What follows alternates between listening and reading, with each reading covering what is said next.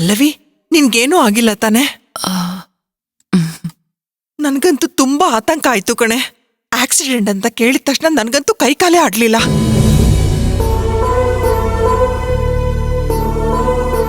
ಈಗ ನೀನ್ ಆರಾಮಾಗಿದ್ಯಲ್ವಮ್ಮ? ಅಮ್ಮ, ಅವಳಿಗೆ ಬರೀ ಸುಸ್ತಾಗಿರೋದು. ಏನೋ ಗಾಡಿ ಬಂದ್ ಗುದ್ದಿರಂಗ್ ಆಡ್ತಿದ್ಯಲ್ಲ, ಸ್ವಲ್ಪ ಸುಮ್ನೆ ಇರು.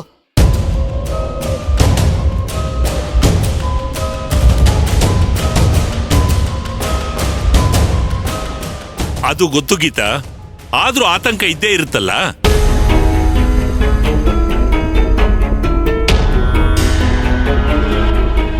ಅಲ್ಲವಿ, ನಿನ್ ಕಾರಿಂದ ಏಟಾಗಿತ್ತಲ್ಲ ವ್ಯಕ್ತಿ ಹೇಗಿದ್ದಾನೆ? ಪರವಾಗಿಲ್ಲ ಮಾವ. ರಕ್ತ ತುಂಬಾ ಹೋಗಿತ್ತು, ಹಾಗಾಗಿ ನಾನೇ ಬ್ಲಡ್ ಕೊಡ್ಬೇಕಾಗಿ ಬಂತು.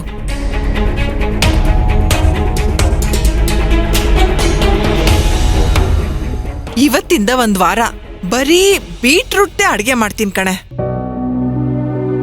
ಬೀಟ್ರೂಟ್ ಪಲ್ಯ, ಬೀಟ್ರೂಟ್ ಗೊಜ್ಜು.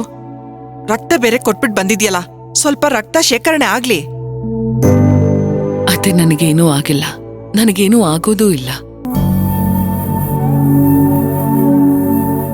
ಸ್ವಲ್ಪ ಸುಸ್ತಷ್ಟೇ. ಈ ಹಾಸ್ಪಿಟ್ಲು, ಪೇಷನ್ಸ್, ಹಾಸ್ಪಿಟಲ್ ಅಟ್ಮಾಸ್ಫಿಯರ್ ಇದ್ಯಾವುದು ನನಗಾಗಲ್ಲ ಅಲ್ವಾ?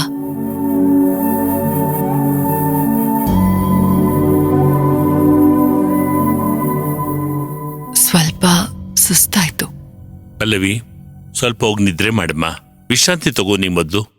ಹೌದು ಪಲ್ಲವಿ, ಹೋಗು ನಿದ್ದೆ ಮಾಡು, ಎಲ್ಲ ಸರಿ ಹೋಗುತ್ತೆ. ನಿಮ್ಮ ಆಫೀಸ್ ಡ್ರೈವರಿಗೆ ಹೇಳು ಸ್ವಲ್ಪ ಗಾಡಿನ ನಿಧಾನವಾಗಿ ಓಡಿಸೋದಿಕ್ಕೆ.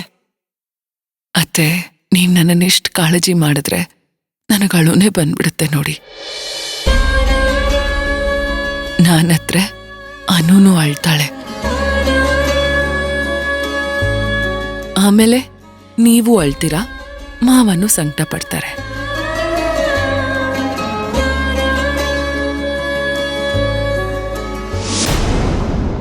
ನನಗೆ ಸುಸ್ತು ಬಿಟ್ರೆ ಬೇರೆ ಏನೂ ಆಗಿಲ್ಲ. ನೀವು ಆರಾಮಾಗಿರಿ ಆಯ್ತಾ?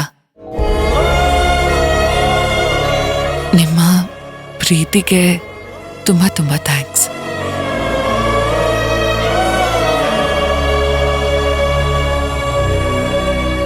ಅಯ್ಯೋ, ನನ್ನನ್ನು ಒಂದ್ ಸ್ವಲ್ಪ ಕೇರ್ ಮಾಡಿ, ನಾನು ಬ್ಲಡ್ ಕೊಟ್ಟು ಬಂದಿದ್ದೀನಿ.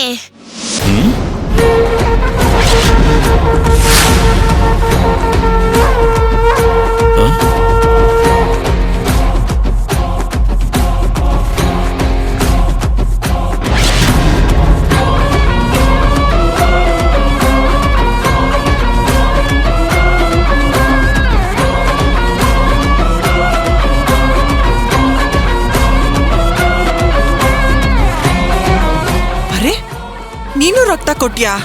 ಯಾವಾಗ? ಆಸ್ಪತ್ರೆಗೆ ಹೇಗೆ ಹೋದ್ಯೆ? ಗೀತಾ ಸ್ಕೂಲಿಂದ ಹಾಸ್ಪಿಟಲ್ ಕರ್ಕೊಂಡು ಹೋಗಿದ್ರು.